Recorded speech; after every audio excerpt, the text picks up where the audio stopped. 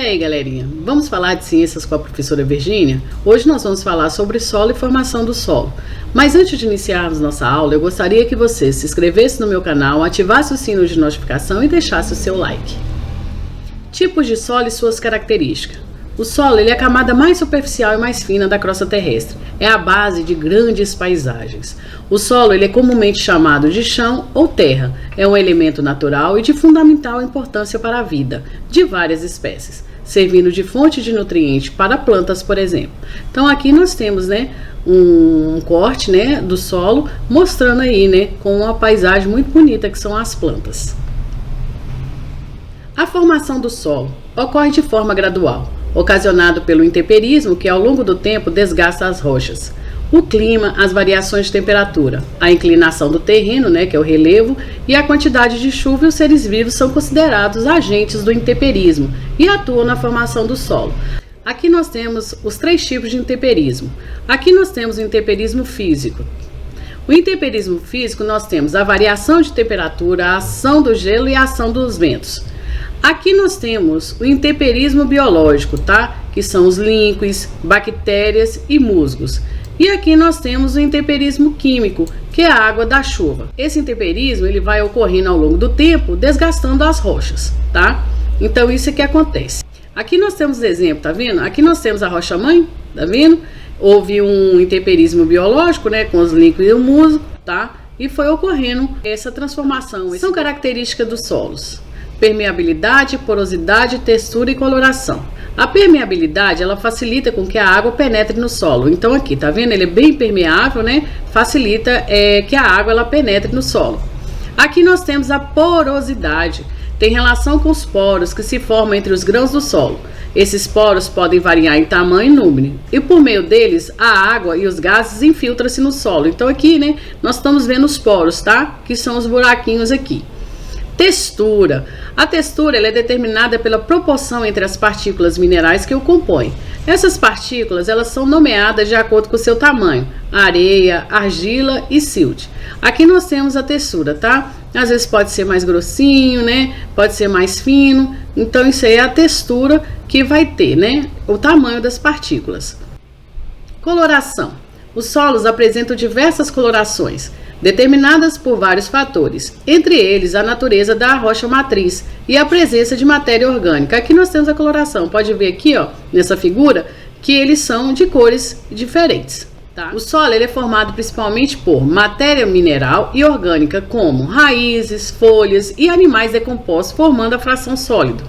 Nós temos a água, que forma a fração líquida. O ar é a fração gasosa. A entrada do ar no solo é facilitada pela ação das minhocas, tamanho dos minerais ou mecanicamente pela ação dos arados que revolve o solo, promovendo a aeração.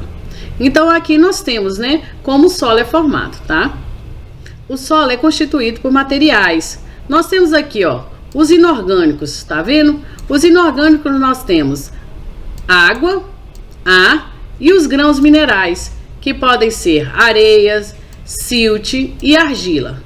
Aqui nós temos quem? Os orgânicos, que são os organismos vivos, os restos de plantas e animais em decomposição e o humus. Os elementos que constituem os nutrientes encontrados no solo são nitrogênio, fósforo e potássio. Então, nós temos aqui a constituição do solo. Relembrando a composição do solo, composto basicamente por três fases, que são minerais e matéria orgânica, a água e o ar. Por esse motivo, dizemos que o solo é considerado um sistema trifásico. No entanto, as proporções de cada elemento que o constitui variam, principalmente de acordo com a natureza ou tipo de solo. Você já observou o solo em diferentes locais? Deve ter percebido que algumas características, como cor, quantidade de pedrinha, de restos de folhas e umidade, podem variar de um solo para outro. Além das características, podemos perceber que há diferença entre o tipo de solo e diferentes regiões. Aqui nós vamos ver, de acordo com a textura, os solos podem ser siltosos, arenosos e argilosos. Nós vamos falar sobre esses três. O solo siltoso. O silt está entre a areia e a argila, possui grãos muito pequenos como a argila, mas não possui a coesão como a mesma. Também é considerado um terreno com pouca estabilidade a longo prazo, apresentando facilmente erosão e desagregação natural. Então esse é o solo siltoso. Solo arenoso são os que possuem mais areia na composição, podendo ser de grãos grossos, médios e finos, todos visíveis a olho nu. O problema da areia se dá pela falta de coesão, ou seja, os seus grãos eles são facilmente separáveis uns dos outros quando estão secos. Também possui alta permeabilidade, que é uma grande capacidade de circulação de água por meio dele. Aqui nós temos, mostrando um solo arenoso, uma figura muito bonita de um leão, E nós sabemos que fez a figura, mas que ele não tem essa coesão toda, ele pode ser separado tranquilamente. Solo argiloso. O terreno argiloso ele possui grãos microscópicos de cores vivas de grande impermeabilidade. Ao contrário da areia, o solo argiloso possui grande capacidade de aglutinação. É usado há anos como argamassa de assentamento, argamassa de revestimento e de preparação de tijolos, além de ser um material ideal para a construção de barragens de terra compactada. Então aqui, gente, nós estamos mostrando, tá vendo? Esse solo aqui, ó, um solo argiloso. Então nós vamos falar do perfil do solo. Os solos evoluídos, eles possuem várias camadas sobrepostas denominadas horizontes. Então aqui nós temos, olha, a camada O, tá? A camada O, ela é caracterizada pelo acúmulo de matéria orgânica pouco decomposta sobre o solo mineral. Aqui, ó, nós temos a camada A. Essa camada do horizonte, com elevada atividade biológica, mistura de matéria orgânica com frações minerais. Nós temos aqui a E, horizonte mineral mais claro que a A, devido à remoção vertical da argila e da matéria orgânica. Nós temos aqui a B, horizonte mineral de máxima expressão de cor, consistência e estrutura, de concentração de argila e matéria orgânica, removidos do horizonte superiores.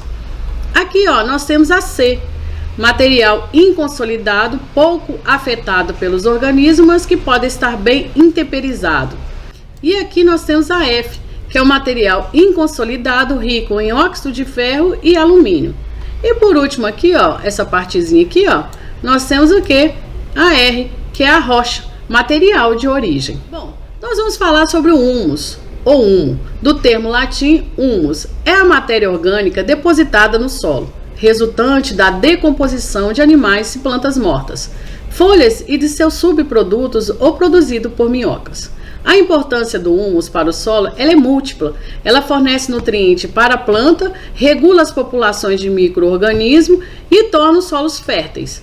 O humo também é fonte de carbono, de nitrogênio, fósforo, cálcio e ferro, manganês, entre outras substâncias essenciais para o crescimento saudável dos vegetais.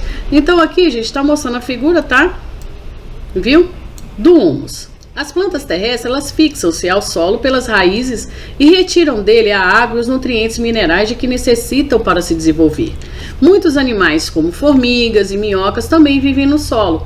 A movimentação desses seres, bem como a troca de materiais entre eles, aumenta a oxigenação do solo, sua permeabilidade e, consequentemente, sua fertilidade. Então aqui está mostrando, algumas plantas, alguns animais, tá, que vivem no solo. Bom, falando em decomposição, nós vamos falar aí sobre os fungos e bactérias, que vivem no solo e realizam a decomposição da matéria orgânica, e assim obtêm os nutrientes necessários para se manterem vivos. Nesse processo, a matéria orgânica dos organismos mortos e dos restos dos seres vivos é transformada em substâncias mais simples, que ficam livres no ambiente e pode ser incorporada pelos organismos decompositores. Além de nutrir fungos e bactérias, essas substâncias podem ser captadas pelas plantas e outros seres vivos, que as utilizam para suprir suas próprias necessidades. Então, gente, aqui nós estamos vendo um fungo, tá? Fazendo a decomposição de uma maçã. A decomposição é um processo importante porque ela permite que os nutrientes retornem ao meio abiótico. Ao realizar o processo de decomposição, fungos e bactérias eles liberam para o ambiente importantes elementos químicos que estavam presentes nos restos dos seres vivos. Então, por isso que a decomposição ela é importante, tá? Então, aqui nós estamos vendo algumas frutas, em decomposição.